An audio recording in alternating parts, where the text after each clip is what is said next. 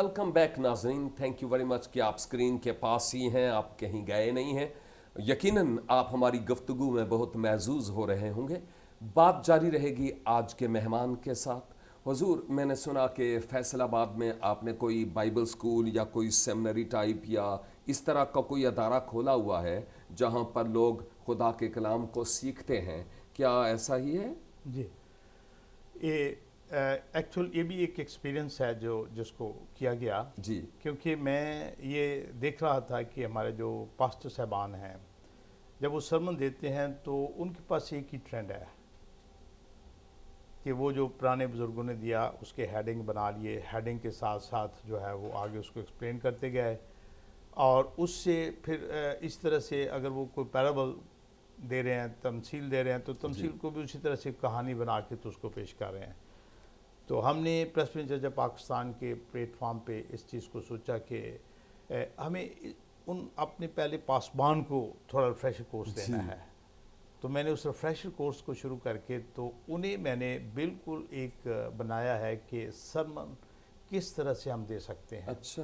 फिर एक वर्स पे सरमन कैसे है, 2 वर्सेस पे सरमन कैसे है, जी। एक लफ्ज़ पे सरमन कैसे जी। देना है, फिर उसके बाद बाइबल स्टडी जो कैसे करनी है, इसको कैसे करवानी है, एक्सपोजिटरी एक्सपोज जी उसमें से निकाल के बल्कि प्रैक्टिकली बनाया है। जी वेरी गुड। तो इसमें खुदावंद का शुक्र है कि 20 स्टूडेंट थे, जी जिसमें 4 कॉलेज स्टूडेंट भी थे। जी, वो जी। They were not actually pastor, true, but they had a lot of interest to learn Bible. Very good. तो उनको मैंने I give them opportunity to attend the classes, ठीक है। और उन्होंने बड़ा फ़ायदा उठाया। फिर उसके बाद मैं उसी तरह से उनको सेमिनार देता हूँ कि alright, I give them the topic, जी take this topic, prepare yourself with all with flash charts and all aids, सही and then they present us that sermon जी in a form of just like a game, either you in a जी, film, ठीक है। इधर आप वो उस sermon को देते हैं, they change the entire methodology of the sermon. तो रिलीजियस एजुकेशन हासिल करना जैसे आपने हासिल की, मैं समझता हूँ एक अलग बात है और बहुत ज़रूरी है हर मोमन के लिए कि वो मज़हबी तालीम को हासिल करे और जाने कि बाइबल मुक़द्दस में क्या लिखा है और वो क्या फरमाती है उसके मतन और पस मंज़र के मुताबिक। लेकिन साथ ही साथ आप जब रेवरेंड हैं तो इसका मतलब है कोई कलीसियाई तौर पर कोई खिदमत गुजारी का काम आपके पास होगा। तो जो कोई भी है उसके लिए कब से आपकी बुलाहट हुई, कितने अरसे से? क्योंकि लिखा है जब तक कोई बुलाया ना जाए बनादी क्यों कर करे। दुरुस्त है। ये मैं वैसे चर्च जो मैनेजमेंट है जी इसको मैंने बाकायदा 1993 में जी ज्वाइन किया था, और 94 में हमारा इलेक्शन हुआ, पहला election president church of Pakistan का, जिसमें लाहौर चर्च काउंसिल और यूनाइटेड प्रेसिडेंट चर्च जी ये जाम हुए, और इनसे एक नया चर्च वजूद में आया, that was president church of Pakistan जी। और उस वक्त मैं पहला वॉइस मॉडरेटर था, और डॉक्टर प्यारलाल बुजुर्ग हैं जी, वो मर चुके हैं, हमको खुदा उनको के पास पहुंच चुके हैं, और वो हमारे सीनियर मोस्ट पास्टर थे जी। इसलिए हमने उन्हें पहला मौका दिया कि वो इस चर्च को उसी तरह से लीड करें। सही। फिर 1997 और 8 में फिर दोबारा इलेक्शन हुआ और उस वक्त मैं मॉडरेटर बन गया। ये तो actual that was an administrative service and that is still going on. जी जी। अभी भी मैं प्रेसिडेंट चर्च ऑफ पाकिस्तान का मॉडरेटर हूँ, और उसी सिलसिले में मैं इस आज कराची में भी हूँ। लेकिन जो मेरी एज ए पास्टर बुलाहट थी, मेरे बाप भी, माँ भी, साहब की ख्वाहिश थी, छोटे भाई की भी, वो पादरी था, उसने कहा देखो आप फुल टाइम चर्च को आपने दिया हुआ है जी। और पूरी तरह से सारी खिदमत कर रहे हो हर लिहाज से, यानी मैं कहूँगा कि मॉरल, फाइनेंशियल, एवरीथिंग। जी जी। खुदा ने बड़ा दिया था, वो इस हिसाब से हम उसको लगा रहे थे। तो मैंने उन्हें एक ही बात कहा करता था कि मैं ज़रूर पास्टर बनूंगा उस वक्त जब मुझे खुदा बुलाएगा, اور پتہ نہیں ہے 2010 کی بات ہے، تو ایک میٹنگ سے کچھ تھوڑے دن پہلے چھوٹے بھائی نے کہا کہ آر یو ریڈی، آج ہم آپ کا آرڈینیشن کرنا چاہتے ہیں. تو ایک دم میرے دل میں وہ چیز آلرائٹ آئی ایم ریڈی. وہ پاسٹر میٹنگ ہو رہی تھی ہماری، تو پاسٹر ساروں نے میرے اوپر ہاتھ رکھ کے، تو باقی میرے پاس ڈگریاں پہلے ہی تھیں، جی جی جی. تو دین دے ordained me as a pastor. اچھا. تو since then I'm in 2010 سے میں باقاعدہ ordained pastor ہوں. اور پاسبانی خدمت یس ابھی کر رہے ہیں؟ ہاں جی. وہ اس کا طریقہ یہ ہے کہ کیونکہ میرے پاس ایڈمنسٹریشن ہے، جی جی. تو میں فل ٹائم جو ہے نا ایز اے پاسٹر نہیں کر سکتا، میں کر بھی نہیں سکتا. جی جی.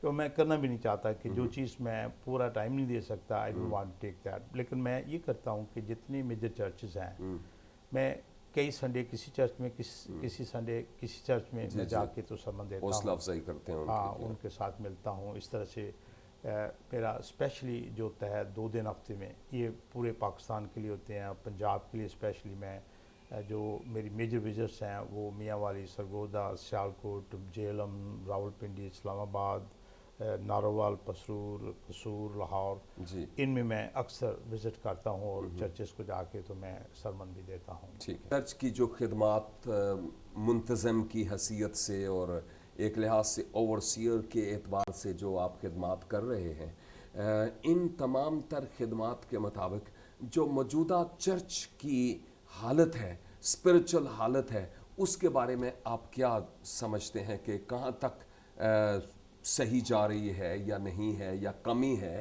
یا بیشی ہے؟ ہمیں خوش ہونا چاہیے یا پھر سے بیسک پر جانا چاہیے؟ یہ تو بات آپ کو بھی پتہ ہے کہ یہاں جو کرسچینٹی ہے نا، میں نے جیسا آپ کو بتایا تھا کہ امریکن مشنری جو تھے انہوں نے 1836 اور 1850 میں ریگولر سے یہاں کام شروع کیا تھا، اور اس حساب سے ابھی اتنا عرصہ نہیں ہوا. جی. لیکن میں سمجھتا ہوں کہ اس مدت کے اندر جتنی پروگریس کرسچن لوگوں نے کی ہے، جی شاید ہی کسی نے کی ہو. جی. اور یہ گواہی ہے اس بات کی کہ کس طرح سے کرسچینٹی فلرش ہوئی اس فیلڈ میں، پرٹیکولرلی میڈیکل جی اور ایجوکیشن میں. جی. سارا جو تھا اس کا کنٹرول کرسچنس لوگوں کے پاس. جی جی. پاکستان بننے کے بعد ٹوٹلی پاکستان کے اندر ان لوگوں نے خدمت کی، میڈیکل میں اور اس میں. اور یہ خدمت میں سمجھتا ہوں کہ چرچ کے وسیلے سے تیار ہوئی تھی. چرچ نے اسکول بنائے اور اسکولوں نے بچوں کو تعلیم دی. گاؤں سے پادری صاحبان ایک لکھ کے بھیجا کرتے تھے ہاسٹل میں کہ یہ بچہ غریب ہے تو اس کی مدد کی جائے، اور اس کو پھر نہ صرف فی میں مدد ہوتی تھی، ساتھ ساتھ اس کو بکس بھی ملتی.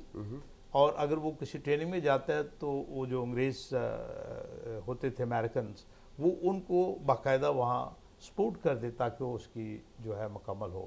تو میں یہ سمجھتا ہوں کہ یہ بھی ایک سبب ٹھہرا جی جی کہ جو کرسچینٹی ہے اس کی گروتھ ہوئی. جی جی.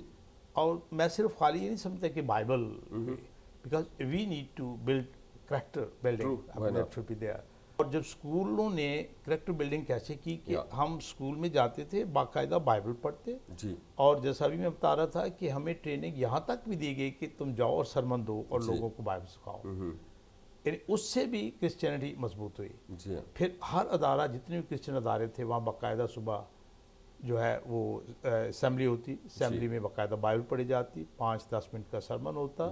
تو ان ساری چیزوں کے وسیلے سے بڑی تیزی کے ساتھ ترقی ہوئی. اور اگر کوئی لوگ یہ سمجھتے ہیں نا کرسچینٹی کو یہاں کچھ فعال نہیں ہے یا اس کے اندر کوئی کمزوری آ گیا، تو میرا خیال ہے کہ ان کی سوچیں بھی ٹھیک نہیں ہے. پاکستان میں کرسچینٹی بہت سٹرانگ ہے، اور اس کا سب سے بڑا یہ ہے کہ اتنی سختیوں کے باوجود بھی، اتنے امتیازی قوانین بننے کے باوجود بھی، ہم لوگ اتنے اس طرح سے سٹرانگ کھڑے ہیں. and that is only because of our faith. And we have this faith that God Almighty is with us. True. And we know that there is no death of Christianity. True, absolutely. کوئی اس کو نہیں ختم کر سکتا. اس لیے یہ ایمان کی مضبوطی ہے. اور میں نے جو دیکھا ہے کرسچن ना तो कसम खाता है, ना अपने वादे से जी भागता है, और इसी तरह से इबादत में वो उसको पता लगता है कि इबादत का टाइम हो गया तो 80-90% जो लोग हैं वो काम छोड़ के तो बात करने के लिए जाते हैं। तो अब देखो, अगर कोई नहीं 10% जा रहे, 20% नहीं जा रहे, इट डजंट मीन कि क्रिश्चियनिटी जो है उसको कोई नुकसान पहुंच रहा बिल्कुल आप सही फरमा रहे हैं। जो हकीकी मसीही हैं हाँ जी। वो इसी तरह करते हैं, वो झूठ नहीं बोलते, वो कसमें नहीं खाते, ये इसी तरह से ही है, बाकायदा होना भी इसी तरह चाहिए, क्योंकि यीशु मसीह ने कहा तुम ज़मीन के नमक और दुनिया के नूर हो, और लोग तुम्हारे नेक कामों को देखकर तुम्हारे बाप की जो आसमान पर है तमजीद करें। हम इस मौजू को, अभी बात को हम आगे जारी रखते हैं, और मैं मज़ीद आपसे कुछ जानना चाहूँगा, लेकिन फ़िलहाल हम अपने नाजरीन को तजस्सुस में रखते हैं कि नेक्स्ट क्या होगा। देखते रहिए प्रोग्राम खुदा के लोग, स्क्रीन के पास रहिएगा, जाइएगा कहीं ना, इंतज़ार कीजिए। लेते हैं यहाँ पर छोटी सी ब्रेक।